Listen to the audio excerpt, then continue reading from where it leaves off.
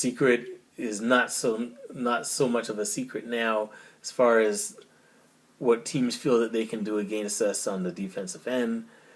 Playing with a little bit of tempo, and trying to exploit that. Hopefully, we've learned from teams trying to do that, and we have a counter to that. If so, I feel that we have a great opportunity to get this victory. I'm going to give a few keys to what I think will, allow us to get this victory, and then I'll give my prediction for it. So, first and foremost, we got to make sure that whatever resemblance of a ground game that they have is completely kaput. I think if we totally and completely, nix out their running game and leave it that they have to pass, I think that we have a great chance. Now, if they have balance, they somehow balance, which they haven't had all season. If they somehow are able to get at least some sort of running game, I think we're going to be in trouble. So if we shut down their running game and force them only to pass, that will, negate a whole lot, which could be a potential issue. Now, with doing that, we have to shut down Dotson. So hopefully they have some sort of coverage that allow him to, in certain circumstances, be double teamed, or just basically take him out of the game. To date, Michigan's pass defense has been pretty good. No one has really gone off on us for a huge game in the passing game. So that needs to continue. We need to be able to shut him down and let other people beat us. If we do that, I think we have an excellent chance of winning. On the flip side, we have to establish our running game. Penn State does have a good defense, very good defense. But I think that if we're able to establish the running game and at least keep them honest, I think we have a great shot.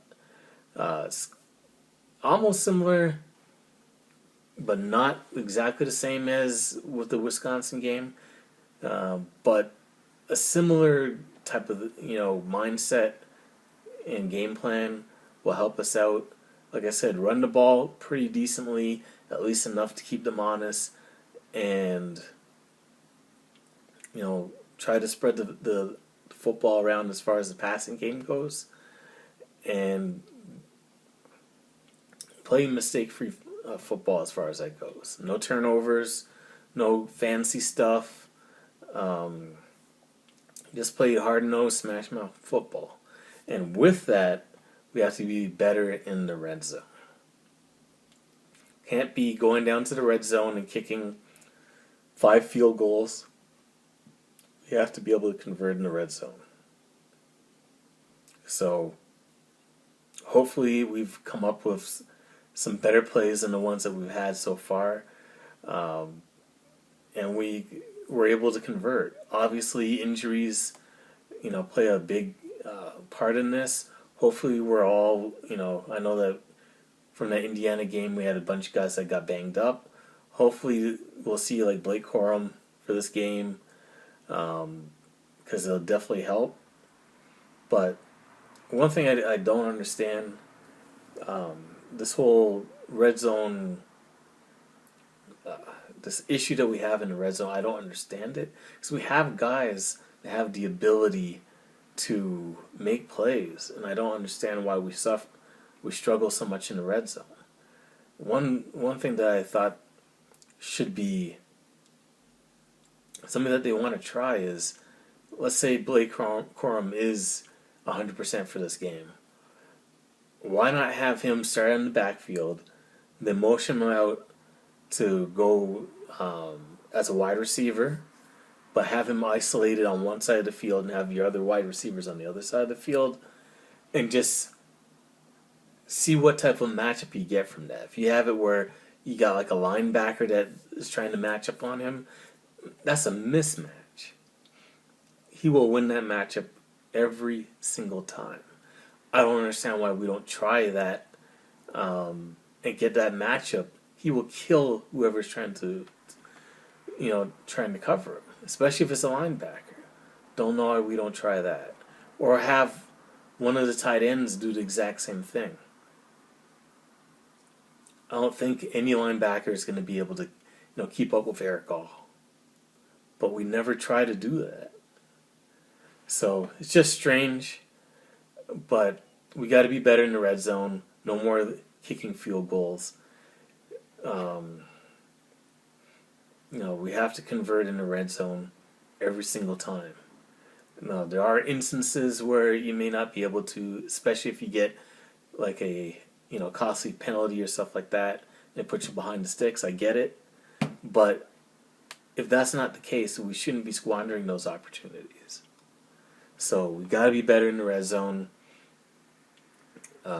Defense has to be better, and running game has to be on point. Doesn't have to be. Obviously, we're not going to run for 350 yards on these guys, but we got to be able to have that, be in the back of the mind that, Haskins can break one, for a big run. So we got to be mindful of that. So those are going to be the keys to this game. I think with our defense, as long as we contain Dotson and we allow it to be that somebody else is going to be the one that beats us, I think that our defense is good. And I think that Penn State will struggle to score the football if we do that. And then it's just going to be a matter of, can we score enough on offense to just basically outscore them and get the victory.